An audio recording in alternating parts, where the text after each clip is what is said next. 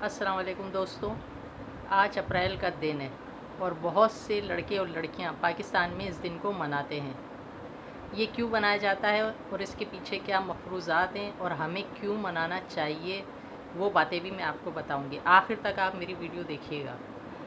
तो सबसे पहला मफ़रूज़ा तो ये है कि कुछ साल पहले, ये तकरीबन 15वीं-16वीं सदी ईस्वी का वाक़या है, जब ईसाइयों का कैलेंडर अप्रैल से शुरू होता था। तो ये लोग ईसाई शराब पीकर खूब हुल्लड़बाजी करते, एक दूसरे से झूठ बोलते और तरह तरह की हरकतें करते थे। एक तो रीज़न ये था। दूसरा ये था कि बाद में जब इस कैलेंडर को चेंज किया गया और उन्होंने जनवरी को नए साल शुरू करने के लिए कहा गया, तो कुछ लोगों ने इस बात को यकीन किया, कुछ ने जनवरी में नया साल बनाया, और जिन लोगों को नहीं पता था, नहीं मालूम था, उन्होंने अप्रैल में ही इस महीने को मनाया, नए साल को मनाया। तो हुआ ये कि जब उन लोगों ने उनसे पूछा कि आपने इस महीने नया साल क्यों मनाया, तो उन्होंने कहा हम लोगों ने आपको बेवकूफ़ बनाया है और हमें मालूम नहीं था और हमने आपसे झूठ बोला। दूसरा मफरूज़ा ये है जो कि काफ़ी लोगों की ज़बान पर है, हमें नहीं पता कि मौर्रिख़ ने आया कि ये वाक़या सही लिखा है या नहीं। बहरहाल मैं आपको इसकी हकीकत बताती हूँ। दूसरा वाक़या ये था कि स्पेन पर जब मुसलमानों की हुकूमत ख़त्म हुई और ईसाइयों की हुकूमत शुरू हो गई, तो ईसाइयों ने हर तरफ मुसलमानों का खून बहाना शुरू कर दिया। तो अब मुसलमानों ने अपनी शनाख्त छुपाने के लिए ईसाइयों का लिबास तब्दील कर लिया और अपने आप को ईसाई ज़ाहिर करने लगे ताकि उनके जुल्म सितम से बचा जाए, क्योंकि ईसाइयों ने मोहल्लों में, गलियों में जा जाकर मुसलमानों को ढूंढना शुरू कर दिया था और उन्हें ढूंढकर मार देते थे। लिहाजा मुसलमानों ने अपनी शनाख्त बदल ली। लेकिन वहाँ के हुक्मरान को अभी भी ये डर था कि मुसलमान इस मुल्क में मौजूद हैं और वो फिर मुत्तहिद होकर अपनी हुकूमत कायम कर लेंगे और हमारी हुकूमत का ख़ात्मा हो जाएगा। चुनांचा उन्होंने सोचा कि क्यों ना मुसलमानों को एक जगह इकट्ठा किया जाए। मार्च के महीने में उन्होंने जगह जगह ऐलान करवाने शुरू कर दिए कि जहाँ जहाँ मुसलमान हैं वो गन्नाता के साहिल पर पहुँच जाएं, ताकि हम उन्हें बहरी जहाज़ों के ज़रिए उनके मुल्क तक पहुँचा सकें। जहाँ जहाँ मुसलमानों की अक्सरियत है, हम उन्हें वहाँ छोड़ देंगे। पूरे महीने ऐलान होते रहे, मुसलमान उनकी बातों में आ गए।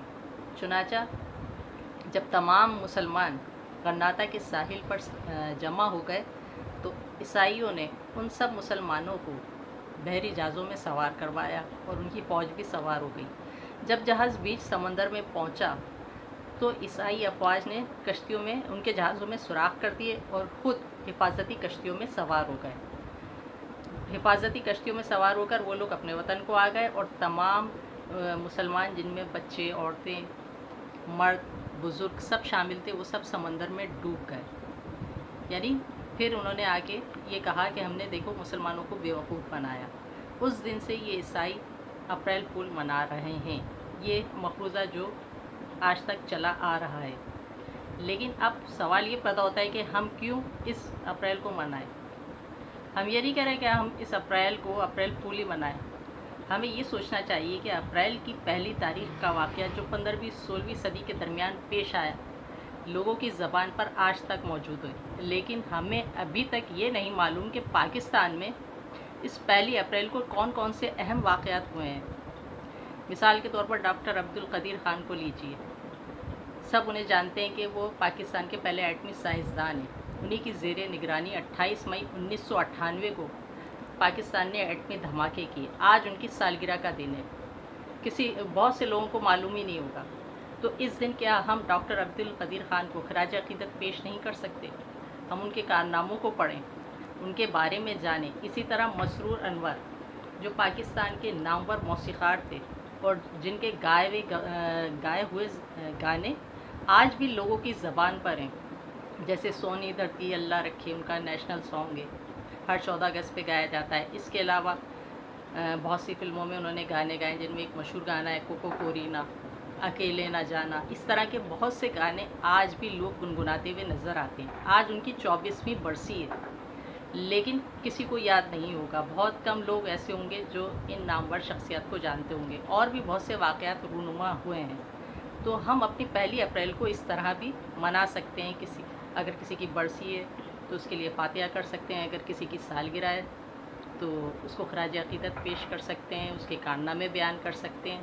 بس آج میں اپنے پاکستانیوں کو یہی بولنا چاہتی ہوں کہ آپ بھی اگر کوئی واقعہ کسی خاص تاریخ سے وابستہ ہو جاتا ہے تو ہمیں یہ سوچنا چاہیے کہ ہو سکتا ہے کہ ہمارے ملک میں بھی ایسے واقعات ہوں, تو ہمیں ان واقعات کو بھی اس تاریخ سے وابستہ کر دینا چاہیے تاکہ یہ واقعات بھی ہمارے ذہنوں میں عرصے تک محفوظ رہیں جیسے کہ یہ واقعہ محفوظ ہے. شکریہ. اگر آپ کو میری ویڈیو پسند آئے تو نئے دیکھنے والے سبسکرائب ضرور کریں.